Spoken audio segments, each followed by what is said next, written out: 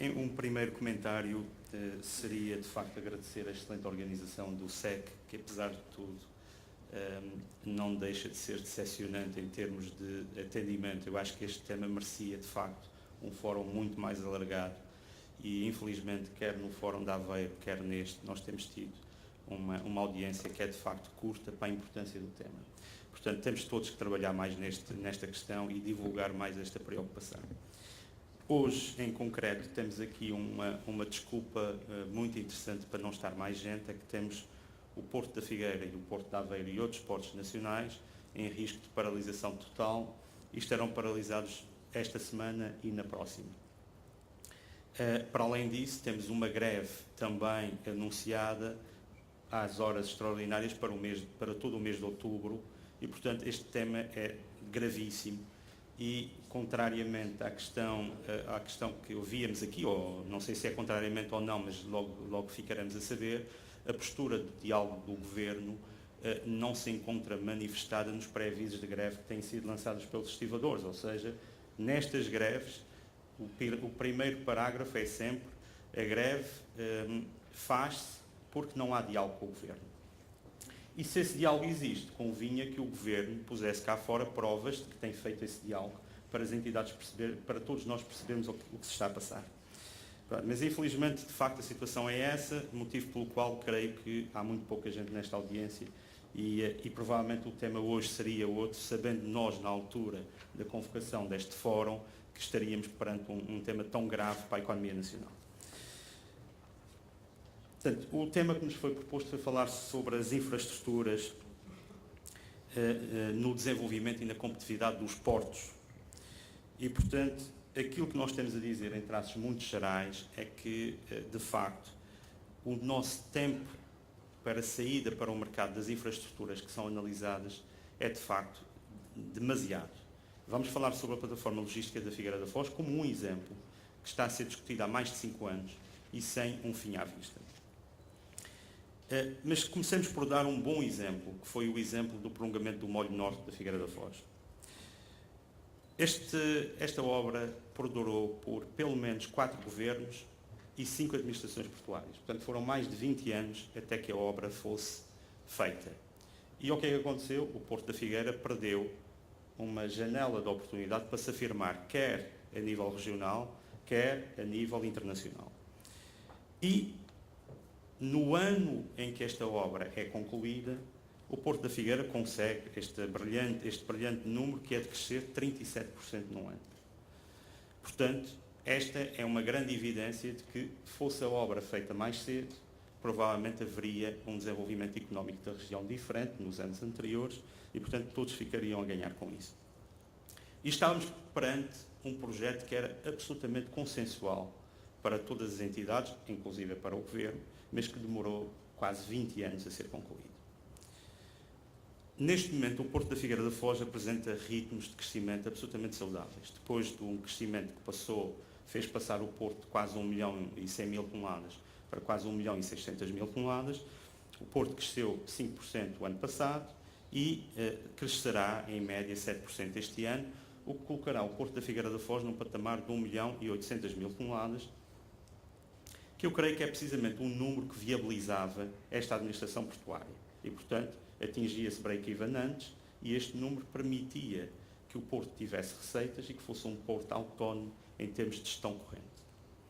E, portanto, este número de 1.800.000 toneladas, devo dizer que a comunidade portuária da Figueira da Foz apontou para esse número quando se faziam aqui 1.100.000 toneladas. E dissemos, provavelmente, em 2013 ou 2012 estaremos a fazer à volta de 1.800.000 toneladas e estamos lá. Portanto, é preciso, obviamente, ter cautela quando se projetam números. Nós tivemos a cautela suficiente, porque muitos de nós diriam que iríamos atingir 2,5 milhões por aí fora, mas estamos no número certo. Deixe-me só caracterizar um bocadinho o Porto da Figueira, porque é importante percebermos que tipo de cargas é que são aqui movimentadas. 80% do movimento na Figueira concentra-se em 6 tipos de cargas. Pasta de papel, que representa 36% do Porto, vidro, casco de vidro, que representa 13% do Porto, rolaria de eucalipto com 11%, estamos a falar de percentagem de volume movimentado. E papel em contentores, 8%, argila 6% e pellets 3%. 68% do volume portuário da Figueira da Foz destina-se à exportação e 32% à importação. Esta importação, contudo, não pode ter a conotação negativa que hoje se pretende dar a tudo o que é importação, porque é importação que visa ser transformada e reexportada. E, portanto, esta história da password para o governo da exportação tem que ter um fim à vista. Nós podemos falar em importações que são saudáveis para a nossa economia.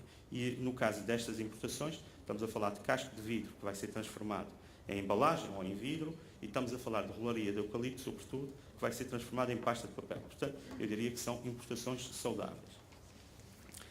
Para além disso, e também para caracterizar o que se passa na Figueira da Foz, o valor médio da carga movimentada na Figueira é de cerca de 340 euros por tonelada. E, portanto, isto é um dado muito importante para qualquer estudo que se faça sobre infraestruturas a implementar na Figueira. E o raio de ação deste porto é de cerca de 80 km, portanto, proximidade e baixo valor das mercadorias. Vamos então falar aqui de um bom exemplo sobre aquilo que nós consideramos a forma errada de se planear infraestrutura. Portanto, tivemos o prolongamento do Molho Norte, de facto, como uma obra consensual, e esperamos 20 anos por elas, como eu já tinha dito, mas há um conjunto de outras infraestruturas que, por uma de três, não funcionam. Ou são impostos por uma visão do governo sem aderência à realidade regional, ou por vaidades dos munícipes e outros que querem ter alguma coisa no seu município que o outro vizinho tem, ou porque pura e simplesmente não aderem à realidade e, portanto, são infraestruturas que não são queridas pelos agentes económicos. E temos o exemplo da plataforma logística, que eu acho que reúne todas essas faltas de virtude. Para já o nome. A plataforma chamava-se Plataforma Empresarial e Logística Polinucleada da área de influência do Porto Comercial da Figueira da Foz. Portanto, este nome assusta e a malta fica logo com a ideia de que vai ser caríssima. Isto, com este nome tão grande, isto vai ser muito caro. Portanto, não há hipótese. E parecia, desde o início, não haver uma visão clara para essa infraestrutura. A não ser, provavelmente, ir buscar dinheiros a fundos que provavelmente depois não criariam valor nenhum. É óbvio que esta plataforma logística foi criada numa altura em que havia dinheiro até para fazer aeroportos nos sítios mais recônditos e, portanto, havia dinheiro, a malta fazia o que acontecia.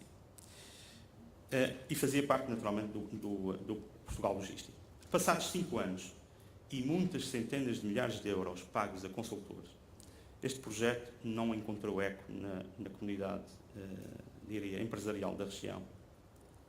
E, se olhasse à tipologia de carga do porto, aquilo que eu disse, proximidade e baixo valor da mercadoria movimentada, era fácil perceber à partida que aquilo nunca poderia ser uma plataforma de apoio ao porto.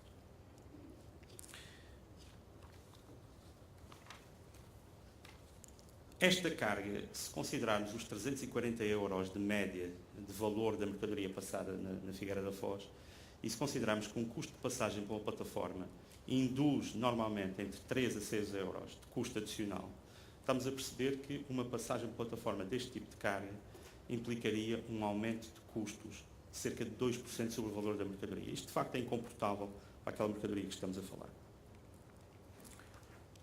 Portanto, na nossa perspectiva da comunidade portuária da Figueira da Foz, esta plataforma faz sentido, mas não como plataforma de apoio ao porto, mas sim como plataforma logística ou industrial, que essa sim, de facto, faça aumentar o bolo da carga movimentada através do porto da Figueira da Foz. Portanto, tem que fazer crescer o bolo e não utilizar das mesmas vias.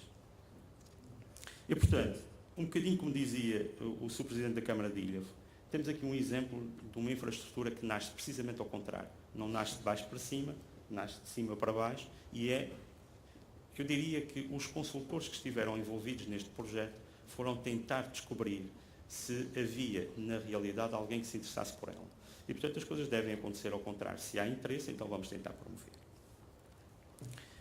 E, portanto, resta saber como deve ser planeada e gerida a infraestrutura e, nesse caso, nós vamos focar a infraestrutura portuária. Em primeiro lugar, eu diria que há que perceber o papel da administração portuária nisso. Nós não vamos comentar se a infraestrutura deve ser gerida pela Câmara Municipal, se deve ser gerida pela administração portuária. É um tema que para nós, sendo relevante, não é importante.